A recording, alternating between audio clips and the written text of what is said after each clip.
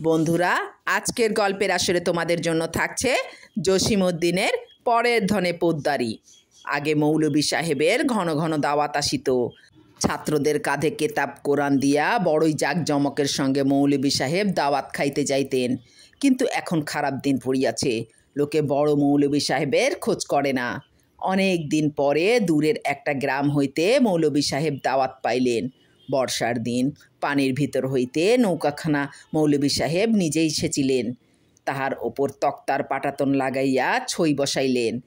কিন্তু সঙ্গে তালেব এলেম, অর্থাৎ ছাত্র না থাকিলে তো মান থাকে না। আগে বহু তালেব এলেম সঙ্গে থাকিত, এখন গরিব অবস্থায় তাহারা সকলেই চলিয়া গিয়াছে। অনেক ভাবিয়া চিন্তিয়া একজন তালেব এলেমের কথা মৌলভী সাহেবের মনে হইল। গ্রামে একজন বিধবা স্ত্রী লোক ছিল। তাহার একটি মাত্র ছেলে পাড়া ভরিয়া ডান্ডাগুলি খেলিয়া বেড়ায়। মৌলভী সাহেব সেই বিধবার বাড়িতে যাইয়া উপস্থিত হইলেন। বিধবা বড়ই গরিব, মৌলভী সাহেবকে কোথায় বসিতে দেয় সেজন্য খুবই ব্যস্ত হইয়া পড়িল। মৌলভী সাহেব বলিলেন, আমার জন্য ব্যস্ত হইবেন না, আমি সামান্য দরকারে আসিয়াছি। মাথার ঘোমটাটি আরও একটু টানিয়া বিধবা বলিল, আমার মতো গরিব বিধবা আপনার কি কাজে লাগিতে পারে? মৌলভী সাহেব একটু কাশিয়া বলিলেন, আমি দূরের গ্রাম হইতে একটি দাওয়াত পাইয়াছি। আপনার ছেলেকে যদি আমার সঙ্গে দেন, সে আমার তালেব এলেম হইয়া কেতাবগুলি বহিয়া লইয়া যাইবে। বিধবা একগাল হাসিয়া বলিল, তাহাতে আর কি হইয়াছে? আমার ছেলেটি তো পাড়ায় পাড়ায় খেলিয়া বেড়ায়। আপনার সঙ্গে থাকিয়া যদি একটু এলেম কালাম পড়ে, সে তো ভালোই হইবে। আপনি এখনই তাহাকে লইয়া যান। ওরে আরমান, তুই মৌলভী সাহেবের সঙ্গে যা।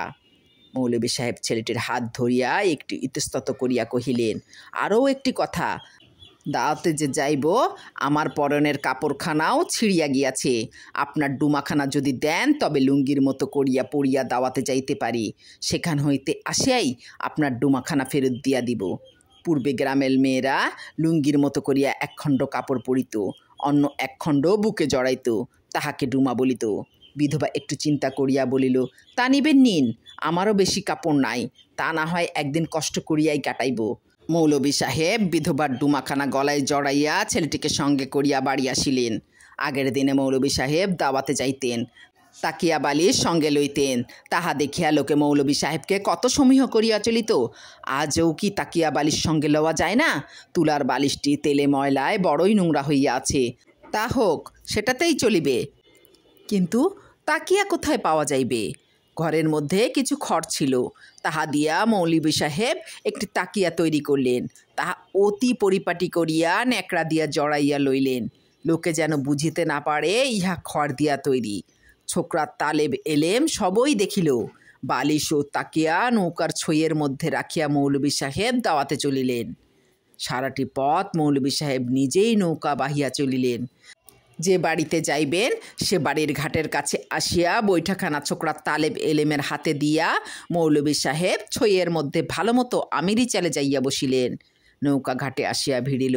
নিমন্ত্রণ বাড়ির লোকেরা ব্যস্ত সমস্ত হইয়া মৌলভী সাহেবকে অতি সমাদরে নৌকা হইতে হাত ধরিয়া নামাইল, তারপর বৈঠকখানায় লইয়া গিয়া বসাইল।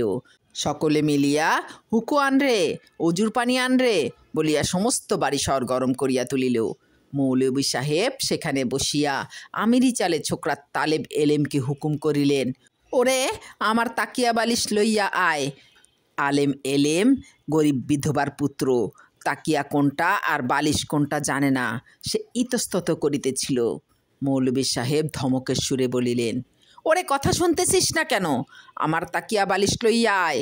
বালক দূর হইতে চেঁচাইয়া উত্তর করিল, মৌলভী সাহেব, কোনটা আনিব, খড়েরটা না তুলারটা? জবাব শুনিয়া সভার লোক একটু মুচকে হাসিল। মৌলভী সাহেব রাগিয়া মাগিয়া বলিলেন, ওরে বেয়াল্লিক উল্লুক, তাকিয়া আবার খড়ের কিরে? ছেলেটি উত্তর করিল, আপনি যেটা খড় দিয়া তৈরি করিয়া ন্যাকড়া দিয়া জড়াইয়া আনিয়াছেন, সেইটা আনিব নাকি? সভার লোক ওর মুখের দিকে চাহিয়া আবার হাসিল। মৌলভী সাহেব এবার আরও রাগের সঙ্গে বলিলেন, চুপ থাকবে আদব, আমার তাকিয়া লইয়া আয়। ছেলেটি তখন কাঁদো কাঁদো হইয়া বলিল, মৌলভী সাহেব, আপনার রাগের কি ধারধারি? আপনি আমার মায়ের ডুমাখানা লুঙ্গির মতন করিয়া পরিয়া আসিয়াছেন, সেটা আমাকে দিন, আমি বাড়ি যাই। সভার লোক আবার হাসিয়া উঠিল।